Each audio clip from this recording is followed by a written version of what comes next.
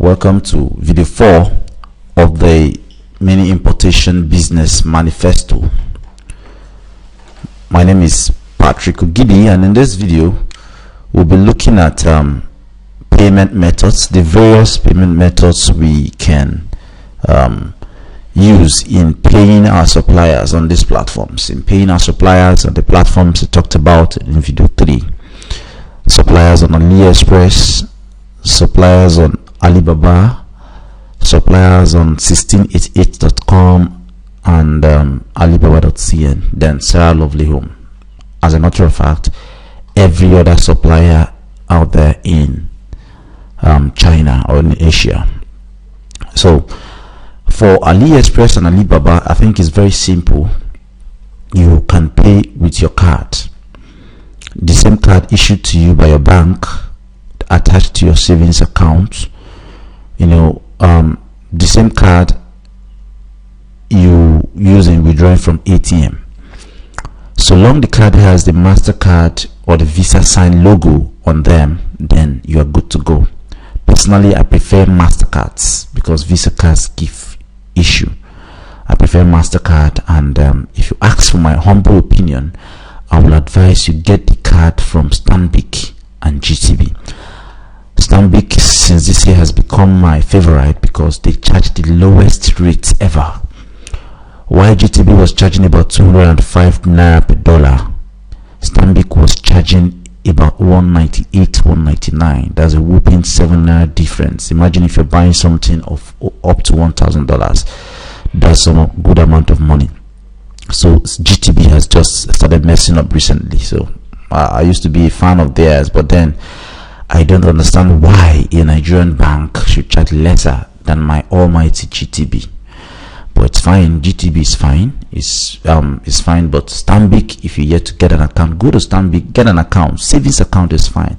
And when they are issuing you the card, when you are filling the form for the card, tell them you want MasterCard and never Visa. Visa always go with a lot of issues, please.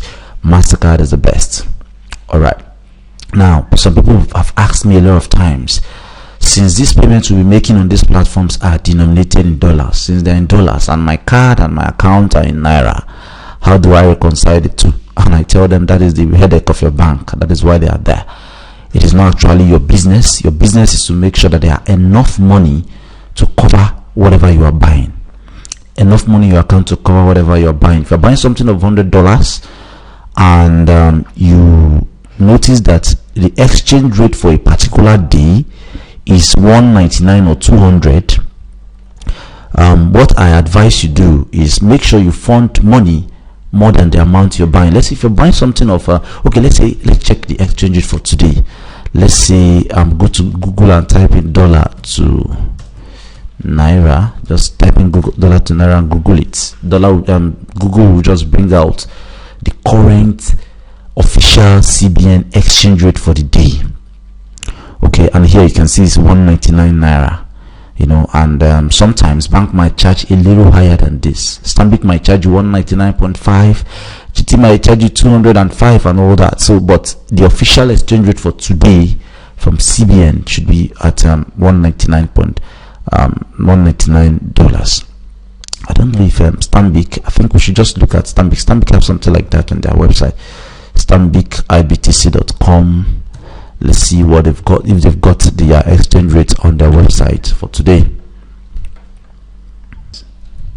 Alright, this Stanbic IBTC website, I am afraid I can't find the exchange rate here, but I am sure it always tallies with at that point plus 0.05 plus minus 0.05 tallies with the official exchange rate. So you can use Google like I've done, to get the normal exchange rate. Let's say you're using Stanbic IBT card. Let's just say 200 naira per dollar plus 1 minus 1. It's still your money. They will just take what the exchange rate is at the time of making payment.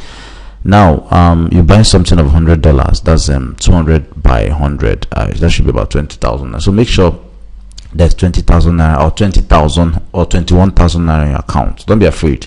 They can't take more than what they should take. So once you have the money in your account, I think you should be good to go. then making payment is easy. On your card, they are you have your card name, the card name, the card number, which is 16-digit number that is very long, 16-digit number on your card. Then the card name is your name on your card there. Mine is Patrick Ogidi. Then they have a card expiry date that's valid through, you know, the month and the year. And then at the back you have what they call the CVV, or the security code. You know, is in a case the number at the back of a card is more than 3, then choose the last 3. That's the CVV. In some cards it's just 3, so it is that 3 if it's just 3 in yours. And what else? You just need to make sure that while making payments, you look at the web address. Always make sure that it is in HTTPS. Let's say, for example, I want to make a payment on AliExpress or on Alibaba. Okay, let's go to AliExpress and choose one of the products to make payments. Let me show you what I mean. Right here now, you can't find any HTTPS. It's just www, right? But when it gets to the point we are about making payments, okay, let me search for a product and some up. Okay, I'm trying to pull up one of the products. That's one of the hot products, like I told you in the other video earlier.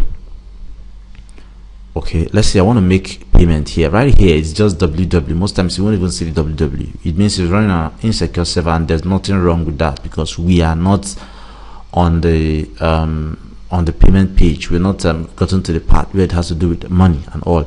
So when I click on order now, okay, so I'm prompting me to log in. Okay, prompting me to log in. Oh,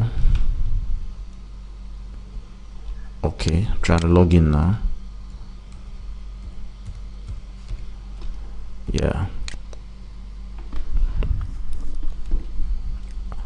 all right, it's trying to log me in now. Okay, so I just logged me in, and okay, I will jump all these protocols and just hit place your order right now.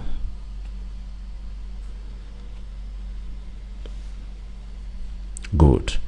This is the point where I'm required to put in my card details, and as you know, it is our card details is supposed to be sensitive, so I just choose pay with your card details. When you look at the address bar here, make sure there's this HTTPS, and make sure there's this padlock, a green padlock here. It means the site you are on is secured, and as such you can safely put in your cards. All right, when you click on the padlock, you see something like, oh, they said identity not verified. That is funny. It's supposed to be verified.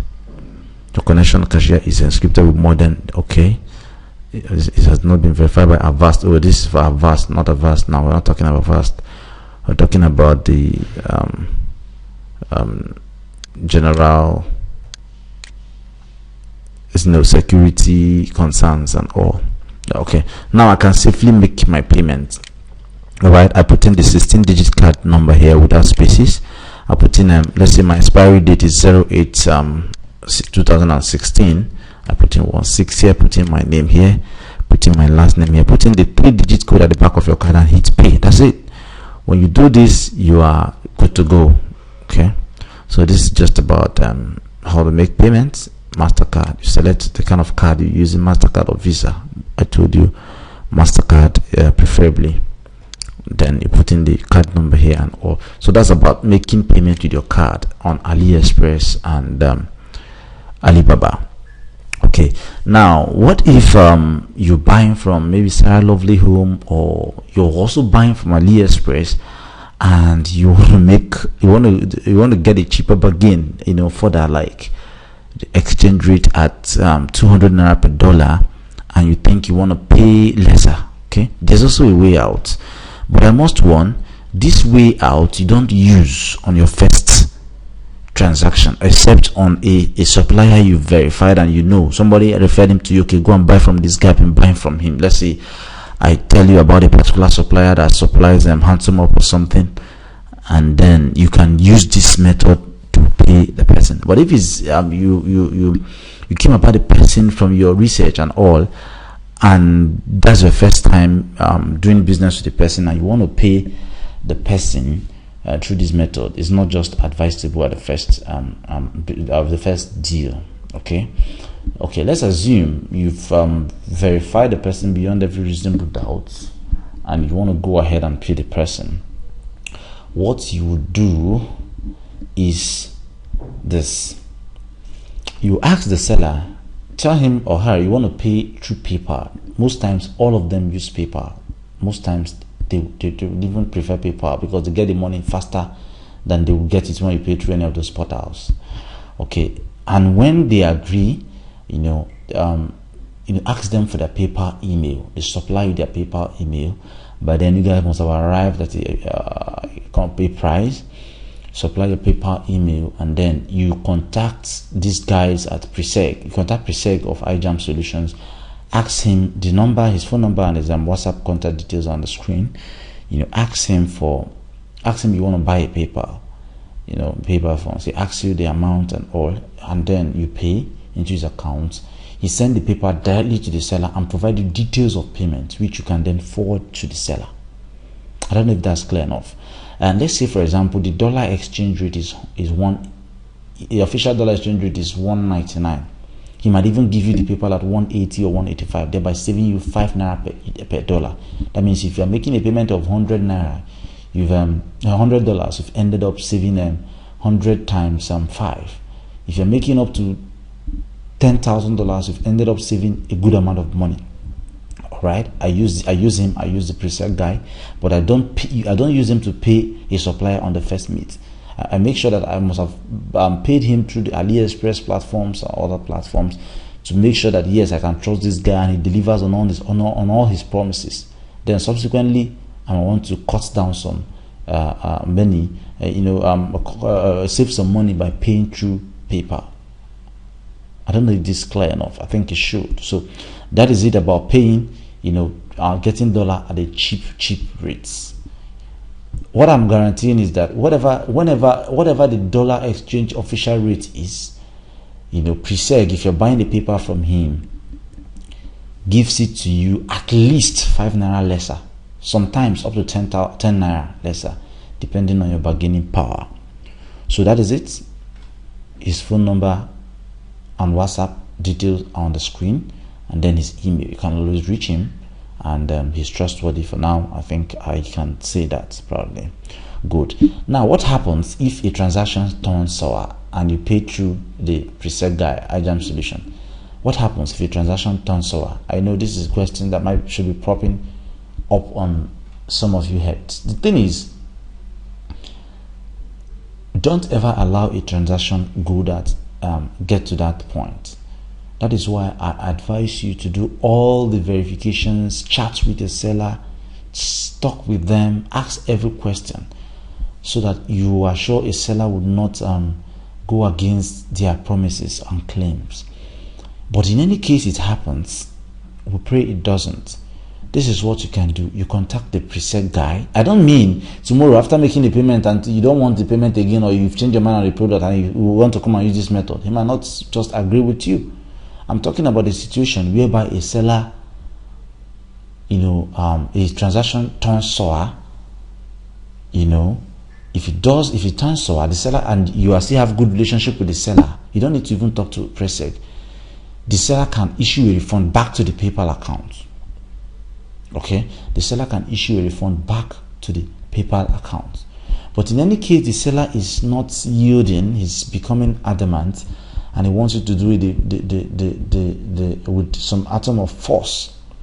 Then you need to contact Preseg, but make sure this doesn't happen. As a matter of fact, contact Preseg, and Preseg would open a dispute from his PayPal. PayPal will look into it, and then it will refund you your funds. Okay, but don't let it get to that extent. All right, so that's about it. That's it about making payments on these portals. Then let's assume you have a private supplier you want to pay money directly to in China. Okay, let's say for Ronnie. I think Ronnie uses a part of my company to facilitate payments to him in China. I think if you're dealing with Ronnie on the Sarah Lovely home, he should provide you the details. Yeah, okay, should provide you the details. So we just pay us in Naira. From there, we'll tell you our exchange rate for the day, black market rate, mind you.